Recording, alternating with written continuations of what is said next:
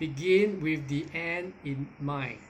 Hey everyone, I'm Victor Fong. I'm a financial consultant by profession. One of the questions that my clients like to ask me during their personal consultation with me is this: how do I start planning for my retirement? And the answer I give them is the statement I made at the start of this video, and that is begin with the end in mind. Alright, so let me show you a quick way of how I will describe the financial planning process to save for your retirement. Right, check this out. Now let's start by drawing your timeline. Okay, begin with the end in mind simply means first you determine your retirement age. So let's put the figure here, 65, and you want to have income when you stop work until 85. Okay, so assuming maybe you're 35, to keep things simple, okay, we just want to share an analogy with you. Beginning eye now means at this age you want to start to receive, say for example, I will use your current salary.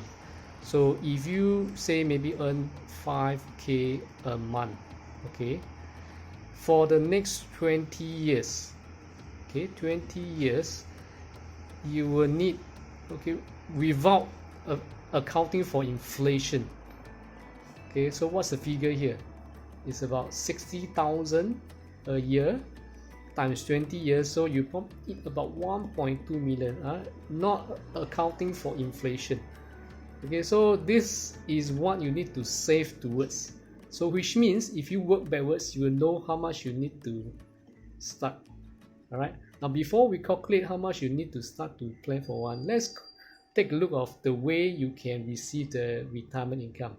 Now most of the traditional way is to ask you to do this thing called the lump sum saving method, meaning you save, right? You start saving, and then at the end of a certain period, say the number of years go by, so and then you will have this lump sum that you accumulated, and then you start to use the money, okay, for your retirement, right? So that's typically the way.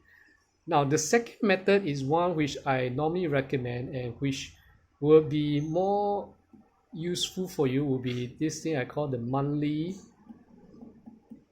in financial terms they call it the monthly drawdown, okay, but if I want to keep it simple for you, just say this is your monthly salary, in a way that you don't work for it, but it starts to pay you that same salary that you've been receiving.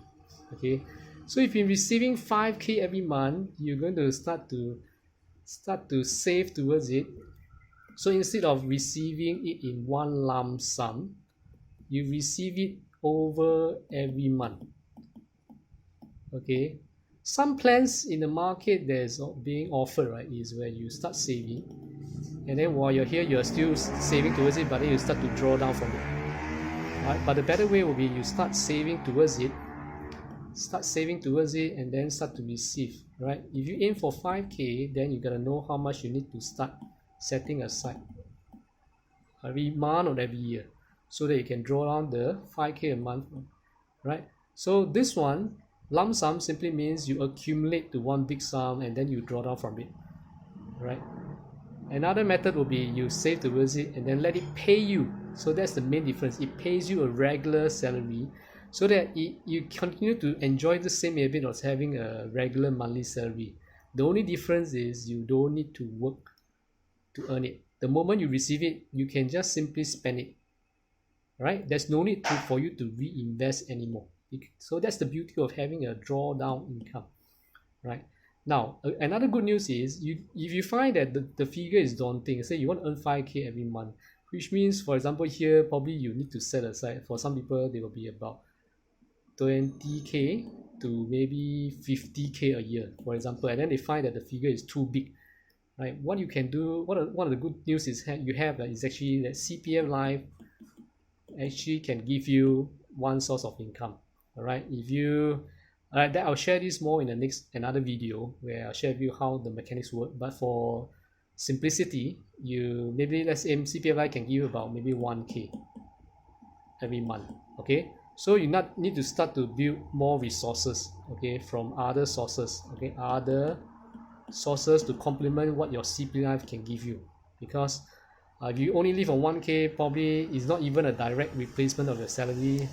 You could be earning way much more, and I'm sure that you want a better lifestyle than just meeting your basic needs, right? So look for plans that maybe give you another 1K or 2K, or if you have the financial resources, aim for another 4K, so that you can reach your current salary, right? The more you want to receive in terms of monthly salary for your retirement income, the more you have to start to set aside the funds for it, right? You got to do this thing called the delayed gratification, right? So now begin with the end in mind is know, first of all, use this is an easier gauge rather than thinking about how big a sum of money you need in retirement.